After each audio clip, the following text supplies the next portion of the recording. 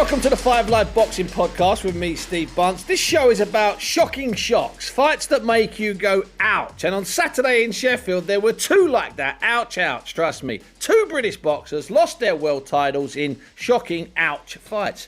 I'm joined by former two-weight world champion Carl Frampton, a man with knowledge of a world title upset on foreign soil, and also with intimate knowledge of one of the men who inflicted one of the losses on Saturday, Kiko Martinez. And we're now going to start referring to him as the king of Spanish boxing, Kiko Martinez. Carl, welcome to the show. First of all, let's get straight into it. Kiko Martinez against Kid Galahad, the IBF featherweight title. Galahad's cruising until a few seconds before the end of the fifth round. He didn't see it coming. Did you see it coming? Galahad was well on top, and Kiko wasn't causing him any sort of problems up until he landed that shot. For me, I'm thinking it's only a matter of time. He'd hurt Kiko in the first round, and his legs done a funny wee dance, and I just thought he was going to get to him. And he's hitting him that clean and that often. There's only so much that he can take, and Kiko might be done, in the next couple of rounds. And then, bingo, shot landed at the end of the fifth. Steve Gray done his best to help Kid Galahad, but he still wasn't fully recovered when he came out for the sixth. And that was the shot. Like, it was one shot. I don't know what his corner says to him, but he just walked across and threw, kind of dipped down, little bit of a feint, big right hand, bingo, game over. There was a point up until that shot at the, close to the end of the fifth round when I thought Kiko at 35, and by the way, looking every bit of 35, 55th fight, a long career, all those fights. I thought this was the fight where, a fight too far. I thought this was the end of Kiko. I thought we were seeing a guy who once was really dangerous, who was really, to be feared and really to be respected. I thought we would, and I was kind of dreading the last 5 or 6 or 7 rounds with Kid Galahad teeing off on him in about round 8 or 9 or 10. I didn't want to see Kiko go out like that in a bizarre way. That's how I felt as well, because I like Kiko. I have a lot of respect for him, and I know there's a language barrier. We're respectful to each other now, me and him, and obviously we've fought twice and stuff, but I'm a fan of Kiko, and I was kind of thinking it was going to be really one-sided. He was starting to get beat up a bit, but I was delighted that he won, and then Kiko's a Spanish fighter, Kid Galahad's a British fighter, but in terms of who I respect more as a fighter, it's Kiko Martinez every day of the week. Yeah, that's absolutely right. That sort of idea that, I didn't want to see him go out, and like you're saying, and we didn't want to see him. I didn't want to see him floundering around the ring, wandering around the ring, because it is such a rich history. Now, the first shot to catch it, Galahad's a good shot. The second shot is almost like a free shot, because Galahad comes out and he's frozen, and Kiko does what any dangerous fighter would do: show the left and let the right hand go. I mean, it's the shot he's practiced a million times on the bag or on the pads, and he just had a static man to hit. Galahad went down straight away. No need for a count. That's why the stoppage officially is only 6 seconds. But you've been caught by Kiko. You've been hurt. You've been caught and caught by Kiko. How concussive, how dangerous is he as a single puncher, Carl, in your experience? Yeah, well, he was. I was always aware of the fact that he was a puncher going into the fight. So I think in the both fights that I fought him, I was conscious of that the whole way through, and it was. Yeah. I was really reactive in both fights, and he's definitely a puncher. Really, like, but there's different types of power. It's like a sudden, dead arm type, big, just farmer power, or I don't know how to describe it, but agricultural power, something like that. He busted my ear in the first fight, both eardrums, I think. One was never the same since. And it bust every single training camp. I always perforated my left ear after that. I was pissing blood after the first fight. He's definitely a puncher, but I've been hit harder, I think, and maybe it's to do. Josh Warrington, for example, hit me harder. A different type of power. Different type of power, but I think it might be down to the fact that I wasn't expecting Warrington to punch like he did, and I was really aware of Kiko's power. You say there about the perforated eardrums, and you talk about passing blood after the first fight. But after the second fight, the world title fight in Belfast, I remember seeing you the next morning, leaving the hotel to get in your car, and you couldn't even carry any bags. Yeah. I mean, your hands were gone, your face was completely gone. I mean, you were bruised or cut just about everywhere. And that was from the second fight. And that was testimony, really, to not just his punching power, but to the fact that he hurts you anyway with whatever he hits you with. Yeah, it was. It was pretty marked up after that one. And yeah, it busted up. My hands were sore. Face was sore. Yeah, and it was outdoor as well. It was a long fight. It was 12 rounds, but I remember sitting on the ring apron at the end of the fight and thinking, like, starting to like really shake and feel really woozy and stuff. And I don't know if it was down to it's probably a bit of both, the cold and also the fact that I've just had 12 rounds of, with Kiko Martinez. But I remember saying to McGuigan at the time, I need to go and sit down somewhere here because I wasn't feeling great. Do you think there was also a bit of relief that finally you had the title, Carl? Probably, yeah. That was the dream, wasn't it? And yeah, I became a world champion. That's always what I wanted to do, and to do it in Belfast and down at the Titanic slipway and all. It was just a real historic night for myself and as opposed to City as well. So there was loads of relief there, and the fact that I'd already beaten him before. Yeah. People expected me to beat him again, and they thought it was going to be an easy fight, and it was really annoying because I knew how dangerous Kiko was, and people thought it was going to be one-sided. So, yeah. Having a look back on Kiko's career. I was working for Irish Radio in Dublin when he knocked out Bernard Dunn, and I had to check the date of that. What, off the top of your head, when do you think he knocked out Bernard Dunn in that European title fight at a point? When do you think it was? Just guess off the top of your head the year. 2007 or 2008. Yeah, 2007. I'd forgotten it was that long ago. In my mind, it was. You know why I remember? Because we watched it in an Irish pub on a training camp in Germany.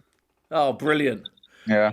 I mean, that was some night. That night, Bernard Dunn's entrance that night was a sort of top 2 or 3 of all-time entrances, in my opinion, because that point depot down there was a legendary and very iconic place. But the silence, I've never known silence like it. 86 seconds, and it was we use this expression, pin drop silence. Well, It really was pin drop silence. No one knew what to do when Kiko connected. They had a load of money. I was speaking to Joe Forbes, used to translate for Matchroom, and the Spanish guy. They had a load of money on Kiko to win by KO at like 6 or maybe 8-1, something like that. But they also had about 1,500 euros on a first round KO. No. For Kiko. The team put all this together at, I don't know, 50-1 or something. Oh, probably every bit of that, because he was a novice child from Spain, very raw, and he had some wins on his record already. But I can assure you, and I'm not going to be an after timer. We thought it was just a matter of time because Bernard was on a roll. I mean, in front of that crowd, he was untouchable. We thought so. 15-1. That might have even been 22s or 23s. They've won an absolute fortune. Yeah, fortune, absolute fortune. Yeah, for the first round KO and just a win by KO as well. 2 separate bets. So yeah.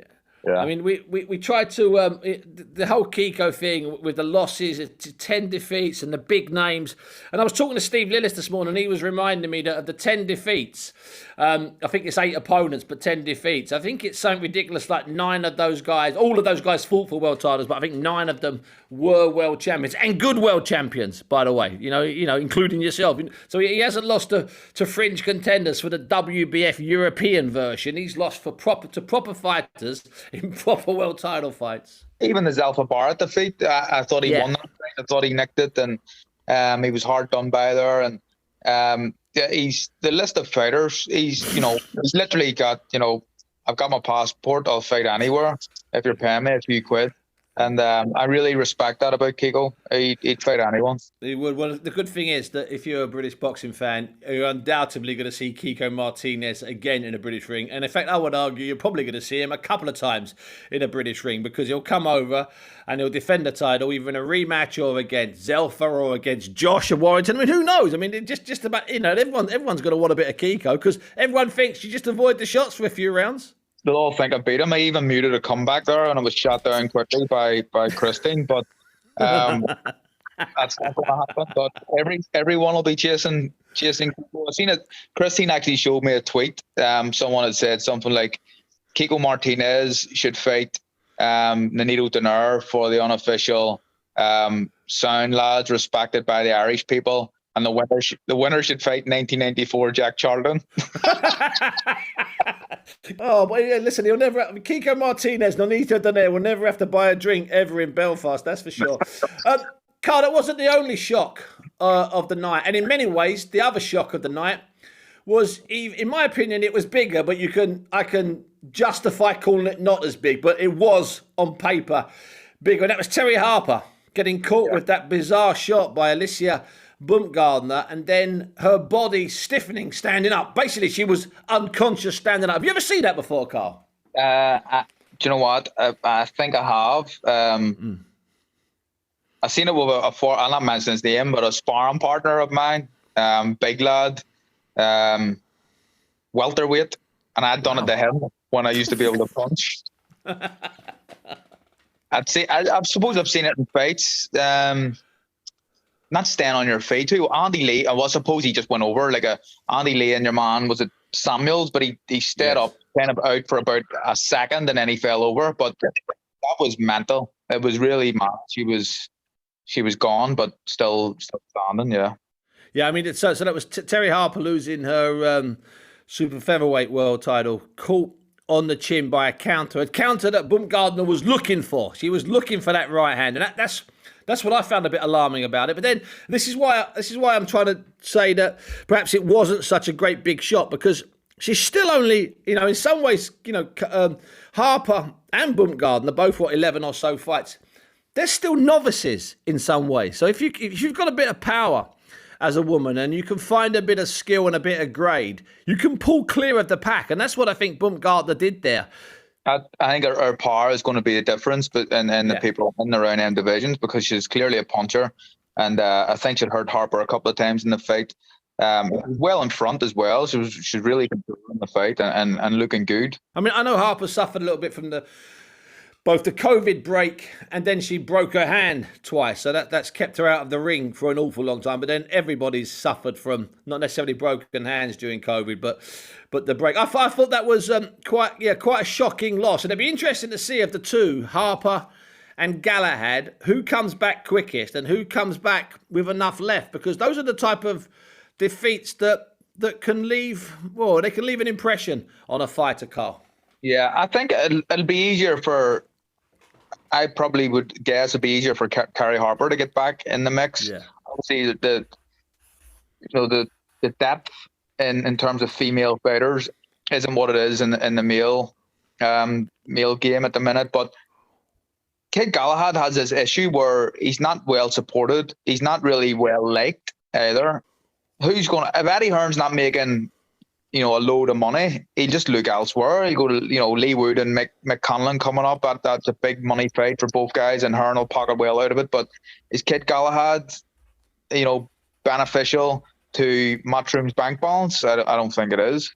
No, and also, I mean, I mentioned there the Josh Warrington situation. I know Josh has got that Maurizio Lara, that demon, and it's certainly living inside Josh's head. But one great way to get rid of that demon is to fight Kiko Martinez somewhere in Leeds in April or May of next year, and get that title back, and then do a defence against Lara. So basically, Josh would be back to where he was in January of this year before he vacated the title, which Galahad won. I mean, my favourite's got to be Lara. Still got a bad cut. Josh is in perfectly good condition. He boxed an exhibition, I think, in Leeds on Saturday night against Maxi Hughes. The two of them, and there's a great picture of the pair of them after the fight, and they're having a picture taken, and you can see them both breathing in as they're taking the picture to make sure their bellies are not hanging over their shorts. Yeah, I think Steve Wood had a show. I think it was in Leeds, and a couple of guys pulled out, so he managed to get Maxi Hughes and Josh to agree to do an exhibition, which looks like it was a lot of fun. They were both a bit marked up, actually. So I can see Josh Warrington fighting Kiko Martinez next year. Zelfa Barrett will be screaming for a chance, I'm sure. But as you say, Ed is a promoter. He's in the promotional business. Yeah. And Josh Warrington does phenomenal amounts of ticket sales. Yeah. Everyone will want to fight Kiko. That's the truth, man. Anyone kind of in the round of top 10 in the world will be crying for that fight. But Kiko's in a good position. I suppose the rematch with Kid Galahad might get made. I'm guessing there's a rematch clause in the contract, but it wouldn't surprise me if Kid and Kiko never fight again. it wouldn't surprise me if we don't see from Kid Galahad again, genuinely. But Kiko's in a good position. His next fight, he learned a lot of money, and I'm delighted for him. You mentioned there about Kid fading away because he's gone very quiet since. Obviously, it was a serious, quite a serious knockout. Could you see is he the type of guy you think that might just call it a day, might not be able to recover from it? Because some fighters don't recover from. It's one thing being stopped. And I've always had this fear about it. It's one thing being stopped, but it's another thing being stopped when really in your mind going in, you've got no idea you can lose. Every time you've lost, Carl, okay, you've known that they're really good fighters and you could lose this fight. Several of your defenses, you've known these are good fighters and I can lose this fight. Yeah. And I'm just trying to work out what the psychology of what it would be like to get beaten by a guy who you've spent 6 weeks not really concerned about. Yeah, and they're talking about Navarrete, who's been mentioned in a whole build-up and all these fights, and he wasn't meant to win. And to be honest, I didn't think Kiko had a chance to win the fight. I agree. But you got to look at it from, how is he going to get over this Kid Galahad? He'll be looking and people will be reminding him, like, I beat him in 2014, then I beat him after that. And then, as far back as Bernard Dunn, and Kiko's not even as good as he used to be then. Well, he's just went and flattened him. I don't know how you get over that, because there's always going to be criticism, and obviously you need thick skin in this game because people like to criticize, but that'll be brought up for the rest of eternity. It's. And I think that's a really valid point, because it's not like you've taken an 8-rounder and you've not really prepared. You've come in 8 pounds above your fighting weight and you've got a draw. You've been, someone's just nicked a decision over you. That kind of thing you can get over. But you've trained, you're in camp, you're top of the bill, it's television, and you've got chinned by someone, even though in your back of your head he's a banger, but you can't imagine losing to him. And I've always thought that that's a danger, a real danger, and it carries with it that little bit of extra baggage in a fighter's head, because they've got done by someone that they were told couldn't beat them. I always remember Enzo Macronelli losing to David Haye, which was always going to be a 50-50 shootout, because Enzo could bang and he could get hurt, Haye could bang and he could get hurt. But the mentality of everybody in the Enzo Macronelli business before that fight was David Haye's got no hands, he's got no heart, he's got no chin, he's got no stamina, he might not even show up, he's a this, he's a that. And of course, then you get knocked out by that guy in a couple of rounds, and that's going to keep you awake at night. I'm convinced of it. Carl, I'll tell you what I was looking at, just having a brief look at. British champions, world champions who have lost their world titles in shocks, not won a world title with a shock, but lost their world title in shocks. And I've got a couple of suggestions, don't get me wrong, but I'm struggling to find one like Galahad and Kiko. Can you think of any? I don't know. I suppose Lewis and Rackman was a big one, wasn't it? Yep. Lewis Donovan in the rematch. The Lewis and Rackman's a good one, but then what I would say to that is that we know that Lewis wasn't right because he flew into South Africa 2 weeks after Rackman. But he was doing the flipping, wasn't he doing movie 6'11" or something? Yeah. Came in a bit overweight and his concentration wasn't right, and little Kelly Maloney, or Frank as he was then, was running with him, and he said for the first time ever I was beating him. He couldn't, but again, that's all after timing, because none of us predicted Rackman to knock him out. So we're not a couple I come up with. You're more knowledgeable in this game than me, but obviously we were at it. But AJ and Ruiz was a huge shock at the time, wasn't it? Absolutely, AJ and Ruiz, yeah, and that to me remains one of the greatest shocks, high profile, great shocks. No two ways about it. And anybody that tells you afterwards, again, that might be the ultimate after time of fight, that, Carl, because literally, but as we were leaving Madison Square Garden that night, I could hear people in groups, especially in media, saying, "Yeah, we knew that would happen." I mean, no one knew it would happen. No, get lost, no one did, man. Including Ruiz, because you remember he was there on a family jolly, because he was in a win-win situation, even if he'd have got knocked Spark out.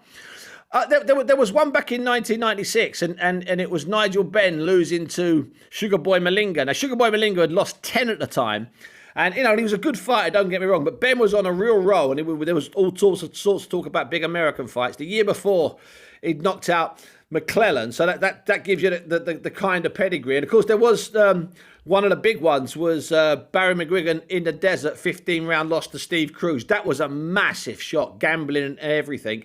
But there's one I found that is quite similar, and it was at the Royal Albert Hall in 1992. Duke McKenzie, who'd won the world flyweight title and also won the world bantamweight title, and he lost to a Puerto Rican called Rafael Del Valle. Got sparked in about, 60 seconds at the Royal Albert Hall. And that was a real shot because Del Valle was a perfectly good guy, but I think he'd only beaten one fighter or two fighters with a winning record. And he wasn't one of those Puerto Ricans and Mexicans that, having won a title here, goes back to Puerto Rico and Mexico and becomes a multi-weight world champion and dominates for 15 years. He was a perfectly good fighter. But that's a big one to me. That's a big one, and I just wonder. I wonder about losing your title in a shock, and I just wonder what effect it will have. Harper was quite funny. She put out a tweet yesterday, and I couldn't read all of it because it was full of a little bit of swearing. But basically, she said, "That's it. It's back down the chip shop for me," which I thought was great. Because I think she understands how fortunate she is to be in the position she is, and I agree with you. I think she'll come back. She might have to go up to lightweight because I don't know if you've ever seen her on Fight Day or at the weigh-in, Carl. She's a giant at super featherweight. And that might be an issue for Galahad as well. Weight take a wee bit off, didn't they? A pound and a bit off. A pound. A pound's a lot of weight. It is, especially when you're already depleted. Absolutely. So that's had an effect as well. So if he does come back and we do see him again, I don't imagine it'll be at featherweight again. No, I think there's going to be a steward's inquiry. What happens there, though? Like, obviously, he's trying to make the weight. He's on and off the scales all morning. Why do you get on the scales if you're a pound and a half over? I have no idea, especially unless, of course, it was a second before he had to weigh in officially, before that official weigh-in time. But I completely and utterly agree with you. If you've still got an hour to go, and you know that you're a pound 0.1 over, what the hell are you doing even in the arena? I know. Just use an old Mickey Duff or an old, just use one of the old tricks, a Barney Eastwood trick. Say you've broken down on the way from the hotel. Say your cab got lost. Don't come there, get in your underpants and be a pound over. I agree with you. That was a real mistake. But I don't think we'll see him at featherweight again. That's why I question, I suppose, the rematch with Kiko happening, or does Kiko move on and go elsewhere? No, I think the main reason we won't see a Kiko Galahad rematch is that, and let's be brutally honest, no one's calling for it. No, and that's the thing, and I suppose that's down to Galahad's popularity, and he's just obviously with a bit of the scandal with the drugs and stuff, and he wouldn't be the most respected fighter in the UK, and it's almost like a case of no one really cares anymore, and that's sad, but that's the brutal, honest truth.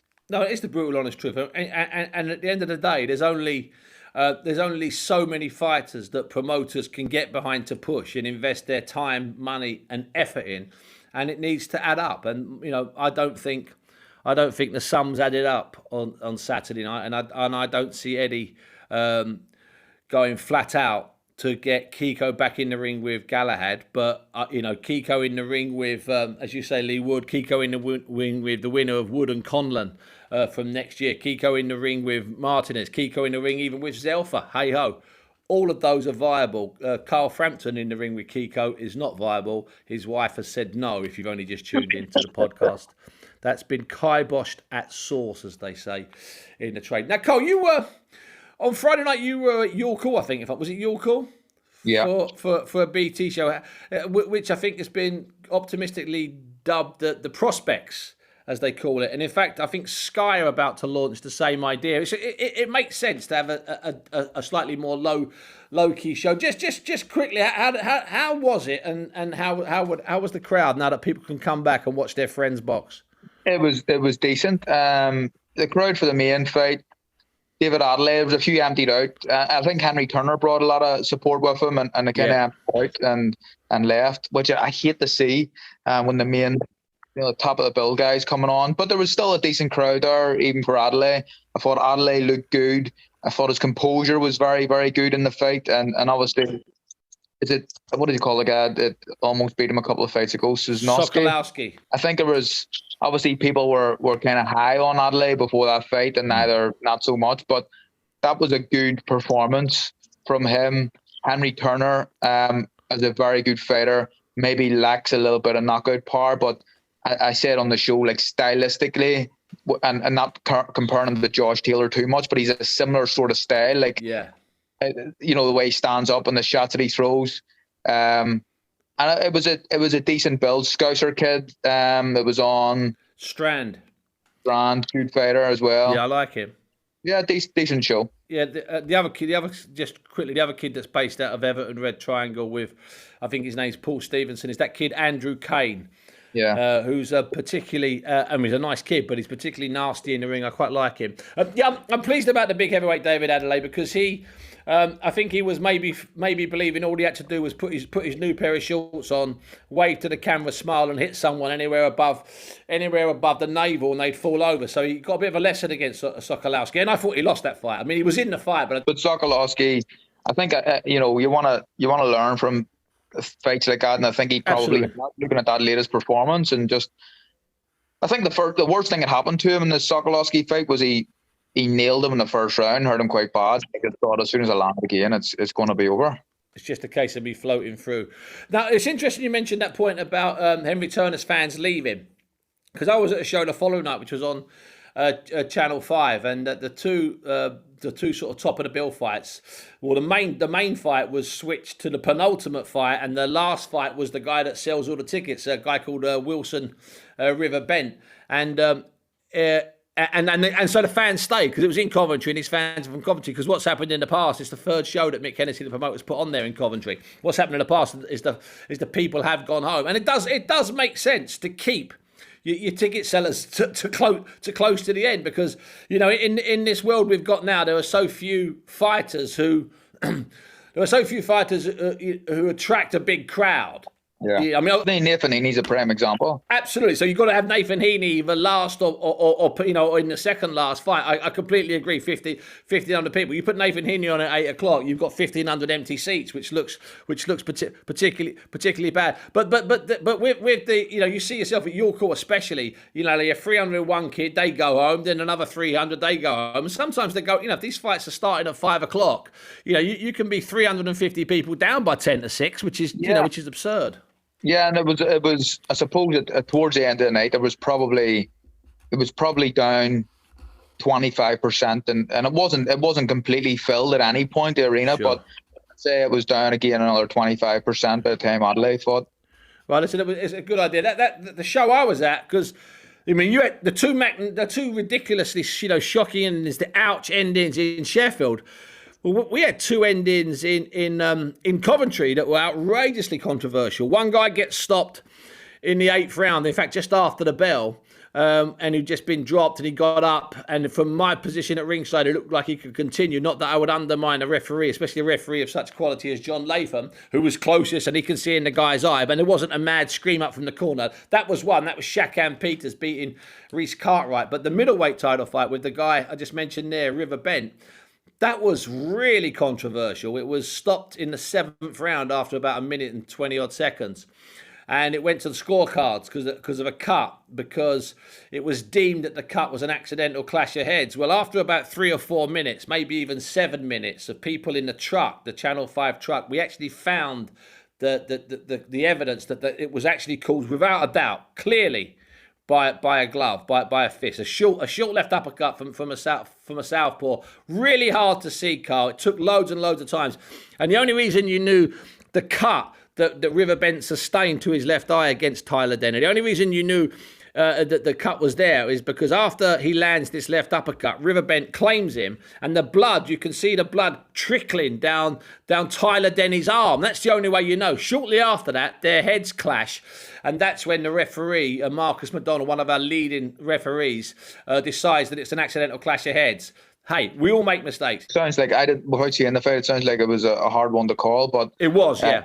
what happens there in a situation? Is there it's not going to happen, but is there a chance for a fight or result to be overturned or called a no contest or something? If it should have been stopped because of a cut caused by a punch in favor of one guy and the other guy gets a decision, it's a bit unfair, isn't it? I'm going to say it's not going to be overturned, but I'm going to say there will be a rematch. And I don't think it'll be called a no contest because there's nothing illegal happened. It was a genuine mistake. Then it went to the scorecards, and the scorecards are interesting as well. One judge scores it for Denny, one judge scores it for River Bent, and one judge scores it because they scored at partially completed seventh round. One judge scored it a draw. Me personally, I would have had it 3-4 in favour of Denny, but it was not a scream up. I think it was quite a two great endings that would have been the number one and number two ending of the weekend, but got trumped by that lunacy up in Sheffield with those two knockouts.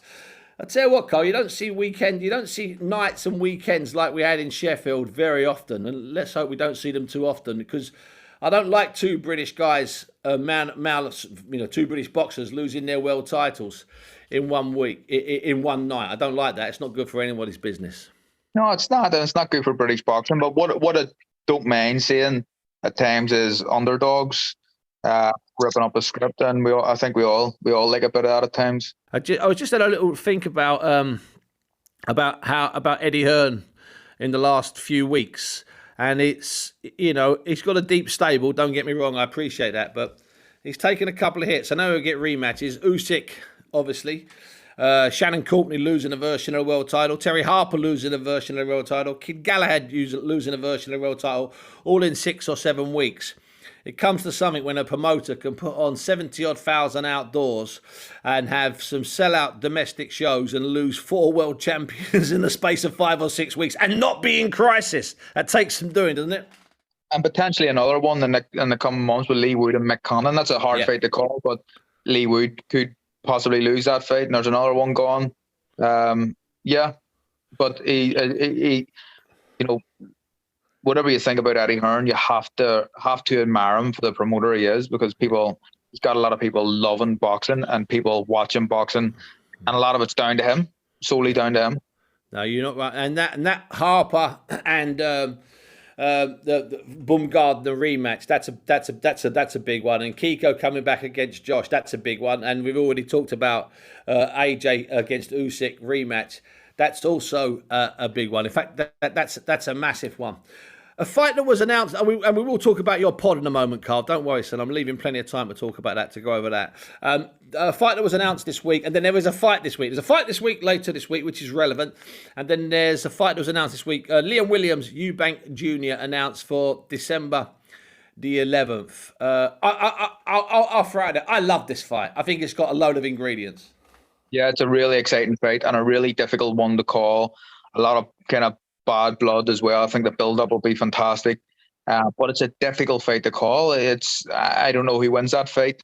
And I'm looking forward to seeing it. I really do. And they're the fights that you get excited about when you don't really know a winner. And when there is this kind of animosity and bad blood between the fighters, it's got me excited. I'm looking forward to it.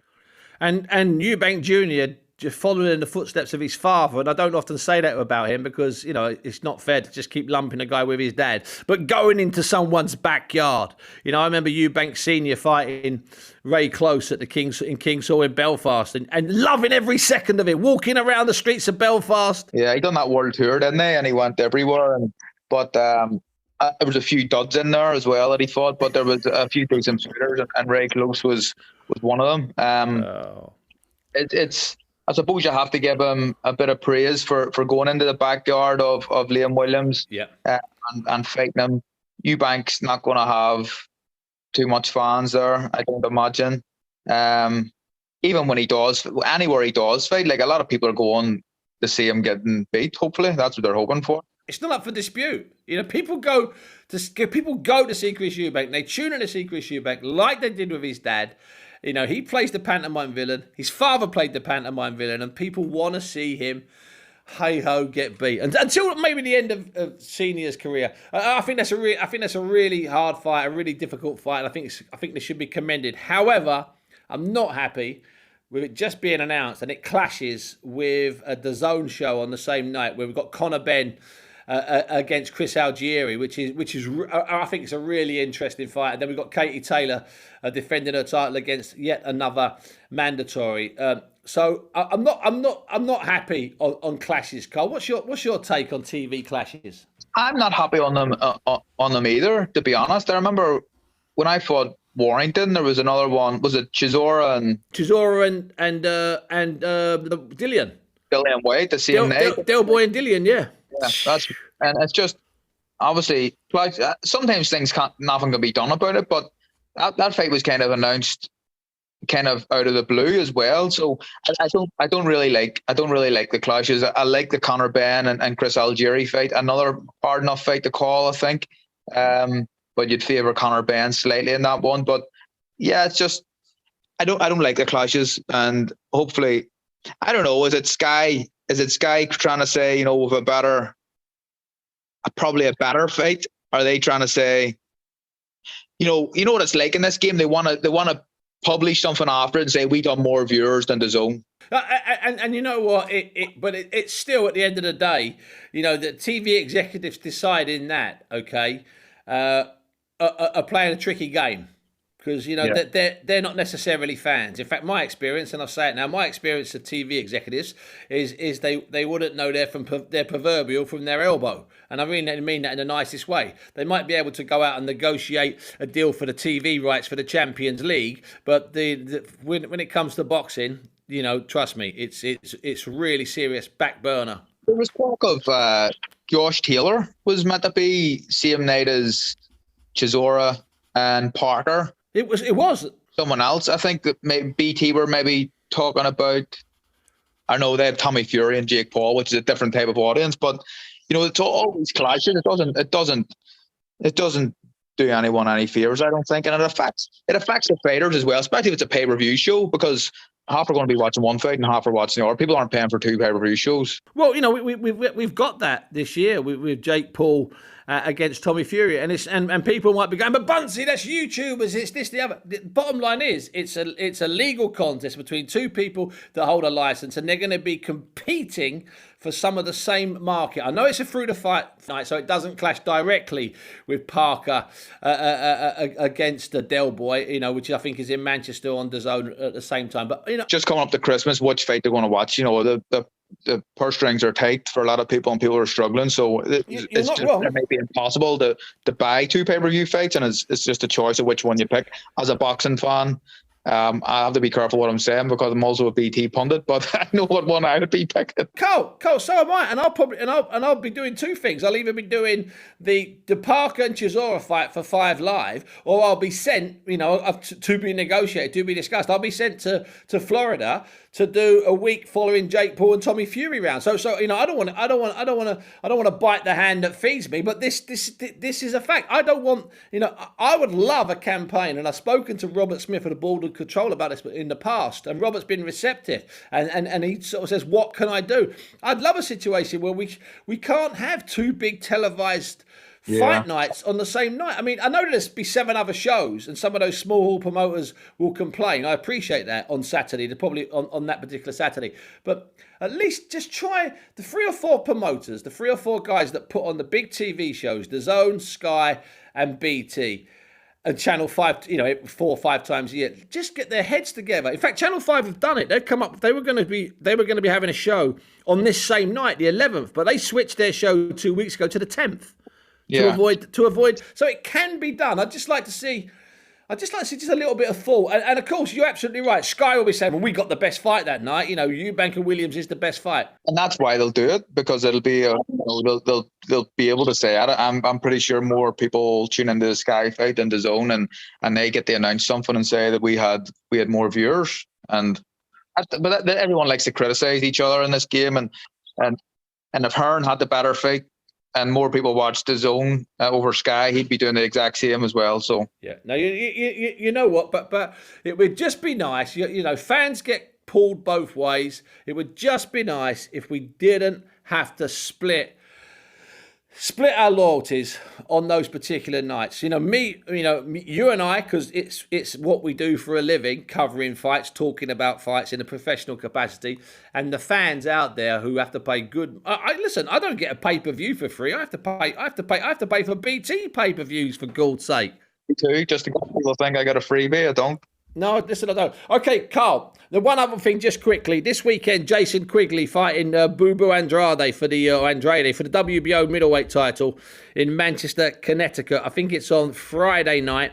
Boo Boo is one of those guys who he hates me. He had a screaming match with me on this pod last year or earlier this year for some particular reason. I don't even know why. He just went ballistic. It seemed to make young Jack, the producer, Mick Costello, very happy for some odd reason. I think they set me up, but hey ho, as they say in the trade. Can Quigley beat Andrade this weekend? I don't think so. I think I'd like him to, obviously being an Irishman, and I know who he is. I don't really know him because when he was before me, and but I respect him as a fighter. But I just don't see that he has a chance against Andrade. I think it's really difficult for me to try and make a claim for it. I think Andy Lee will be really important in the fight. He lost to a Kingston guy who's kind of fringe world level, and whatever you think of Andrade, he's a bit of a foreign fighter. He's a bit of a weird guy, if I'm being honest, and maybe that's something with the attack on you. But strange fella. But he wins that fight, and I think probably by stoppage. Yeah, and I think he's a lot better than we give him credit for, and maybe he's a lot better than we want to give him credit for. Now, Carl. Your pod, your new pod. I was with you recently. I think I was on a bus with you touring with Big John Fury. And later that afternoon, you went down. I was on a bus tour, a little film we made for BT, which was a lot of fun. And afterwards, you went down to launch your pod with an interview with the cricketer, Monty Panesar. Now Monty Panesar and Carl Frampton, I'm glad they've been united because I like the pair of those fellas. But how did that come about? Because it's an odd one, if you don't mind me saying so, son. So the pod is called Carl Frampton, a different league, and it's trying to see if I would have had the attributes and I suppose everything needed to make it in another sport. And we done cricket with Monty. I've done the WWE with Drew McIntyre. I've done MMA with Liam McCourt, snooker with John Higgins. I've got 6. I've one more to do, but it's been at Stuart Dallas with Leeds, who I beat on the crossbar challenge, and I'm delighted about that.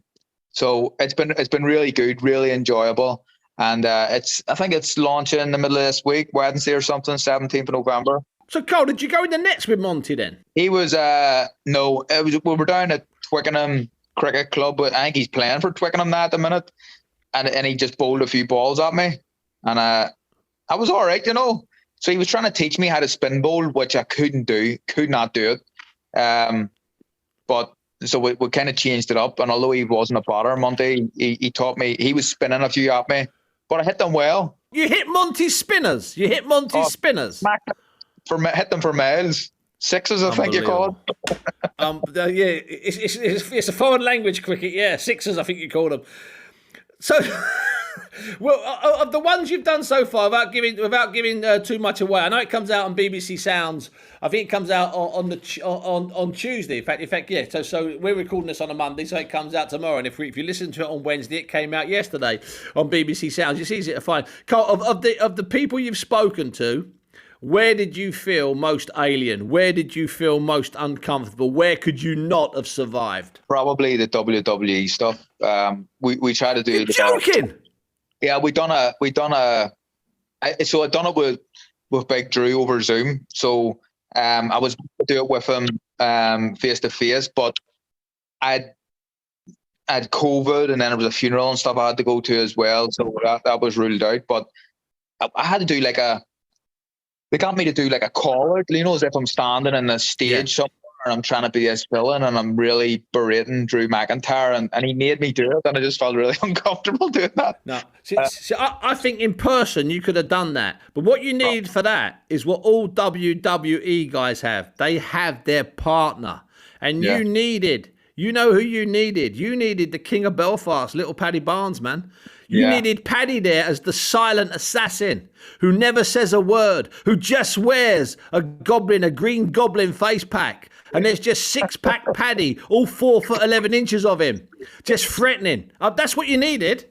Yeah, but that was probably the hardest thing I had to do. But I really enjoyed it. I really, really enjoyed it all. And it was good. I think people are going to enjoy it as well when they listen to it. So it's called Carl Frampton, A Different League, and it's available from BBC Sounds from Tuesday morning. Carl, listen, it's been a pleasure and a delight talking to you, as always. And I'll see you. If I don't see you in Florida, which I doubt I will for the Fury against Jake Paul fight, which, by the way, is a real fight. I think it's the greatest ever novice fight between two novices with next to no amateur experience. That's what I'm calling it.